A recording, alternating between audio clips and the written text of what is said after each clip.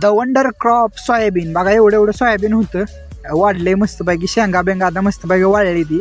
आता हार्वेस्टरनं काढायचे. तुम्ही बघितलं असेल हार्वेस्टर कसा असतो. राम राम पाहुणे मंडळी. तर बघा हार्वेस्टर आलं तर राहणार मस्तपैकी सोयाबीन काढायला. बघा ती कसं सोयाबीन आता ओढत नेतं, डायरेक्टच कापत नेतं निम्म्यावर, खाली त्याला ब्लेड आहे, डायरेक्ट कापत नेतं.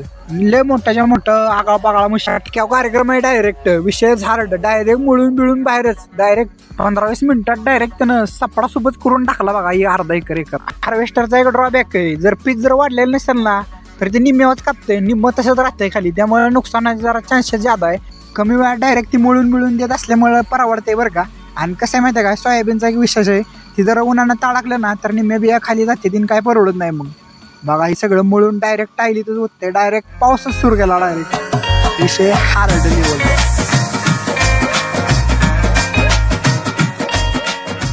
झटपट एकदम काम ओके करून मशीन आता निघालं बी घराकडं. का त्याला थोडं अशा पिन आहे ती, आणि त्या पिना वडत ती असं सोयाबीनला नात निघते. वाइंडर आणि हॅरोज येत असं बेसिक माहिती त्यांनी दिली. ओके चला जाऊ द्या.